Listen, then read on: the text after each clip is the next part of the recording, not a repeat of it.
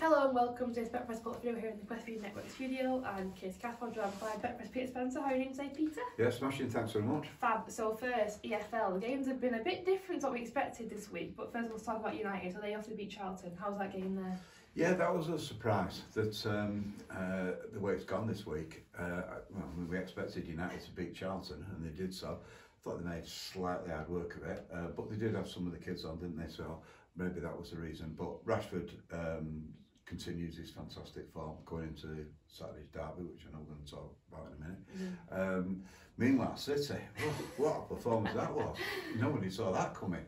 There has been a few little, looking back with hindsight, there has been a few little sort of indicators that things are not quite right. I've never heard Guardiola criticise the players in terms of their attitude. And he said he was looking at, he shouted out Phillips, didn't he, for coming back overweight, as he put it. And I felt that was a little bit kind of not below the belt, but a little bit uncharacteristic, shall we say, for him to say that. Of course, he bounced back and did all right in that game, as it happens. And then he talks about how he picks his team on the way the players perform in training, i.e. you better up your game in training. And then when it started, well, Southampton were right out of the blocks and really got stuck into City. And then they got the early goal. City never got back into it. He made his changes at half time. Indication there that he was blaming various players, but it was him who started with Kyle Walker at centre half. It wasn't Kyle Walker who said, "Oh, I want to play centre half." Yeah, absolutely. So you know, there's a little criticism of him there, the coach, and then didn't actually have a shot on target. I mean, they brought Haaland on, and even he didn't get a shot on target. So, but there is a little bit of an emphasis towards playing it through Haaland, always trying to find him when the opposition can clearly mark him, which they're doing anyway, but mark him extra, knowing that City are always going to try and find him. Kevin De Bruyne in particular always looks for him, whereas there are other players on the pitch. And a City supporter, who's a friend of mine, was saying he thinks City are not as good this year because of Haaland. Last year, all the goals were spread out amongst virtually everyone in the team, Mahrez, De Bruyne, Foden, Grealish, etc. But this time it's much more of an old-fashioned approach, if you like. Get it to Haaland and he'll score. And it's not kind of worked in the last few weeks. Having said that, you have got to beware of tugging the tiger's tail, because in this derby, you can just imagine that City will just think, right, well, we've been criticised by the coach, we've been getting it in the neck from pundits and people like me. We'll show them now, and it will be an absolute blitzing. City, Betfred have City, odds on 5 to 6 to go and get the 3 points. United 3 to 1. A draw, that's going to be popular, 11 to 4. Betfred have Haaland 2 to 1 to score first. Alvarez is 7 to 2 to score first. Foden 5 to 1. And then we've got the United players. We've got Rashford, Martial, Rashford 6 to 1. I think Rashford is so much in good form, he could be the first goal scorer, that's a good bet. Martial 11 to 2. So one of the most popular bets is United 2-1, which is a 12 to 1 shot, so that's not a bad shout. 2-1 being the most popular scoreline in English football. Then United winning 1-0 is 14 to 1. City 2-1 again, that's 7 to 1, that's proving popular. And we've got a lot of money on there being a penalty, that's 13 to 8 in the game. And a sending off, well, that is increasingly back down, that is now 7 to 2. So that's been cut to 7 to 2, there's a sending off in this game. Wow. The fact that Guardiola has started talking mind games, talking about how he's going to approach this game with some ridiculous tactics, as he puts it, suggests to me that it's him who's under the pressure. He's under pressure now.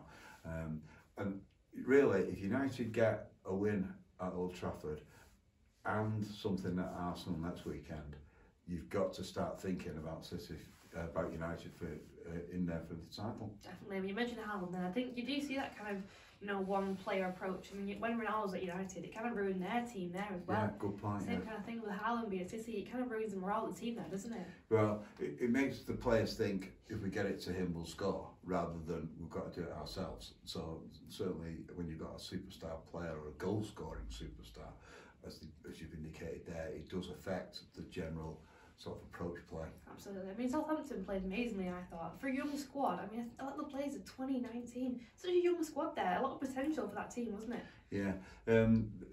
Lots of clubs such as Liverpool and City, to an extent, see Southampton as a great club for developing players who they can then go and poach. Must be something in the air down there. Got to be. But I believe you had a massive winner at Betfred recently. I think the biggest ever payout actually from Betfred. Tell us a bit about that. Yeah, well, this is a guy from Newcastle, Michael Clark, who I went to see this week with his partner Sherelle. He's 32, and what he did, he played this slot game called King Kong Cash Pot. He bet £1.40 when he was fed up watching all the repeats on TV at Christmas. He took a break and had to go at this.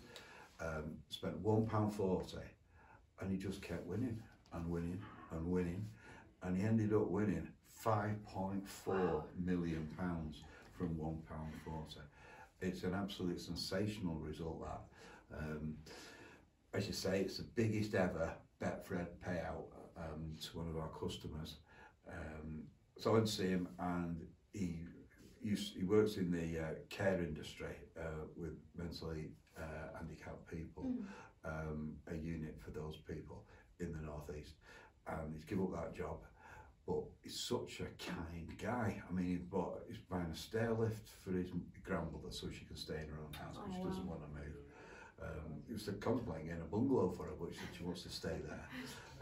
Then, whilst we were out in Newcastle, I asked his partner, Sherelle, whether he's changed his character, and she said, well, he's just gone so kind, or kinder still, because they saw a rough sleeper in the centre of Newcastle, and he paid for him to go into a hotel for the night,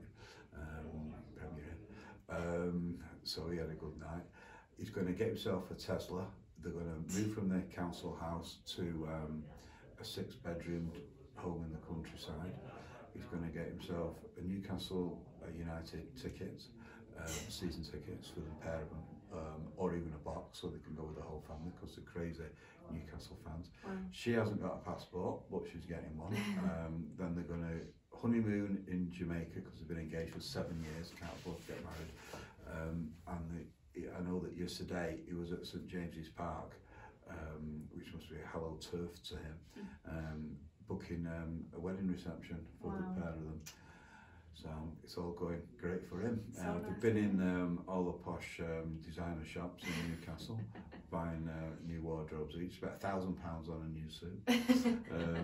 He's just living the life of a multimillionaire. Wow. So one moment, he was only on the game for like 20 minutes, he was saying, while he was winning all this money. 20 minutes has transformed him from an ordinary sort of kind guy living in a council house in Newcastle to a multi-millionaire with £5.4 million in the bank. What a nice story. And I believe the Tesla will be his first car too, wasn't it?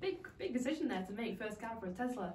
Yeah, well, I discussed that with him in quite details, to be honest, and I was suggesting that it might be better to get a more routine sort of car and then learn to drive that before he moves to a Tesla, because from friends that I know who've got them, they can be quite temperamental and they're a bit different, aren't they? Like, you don't need the steering wheel. Very different.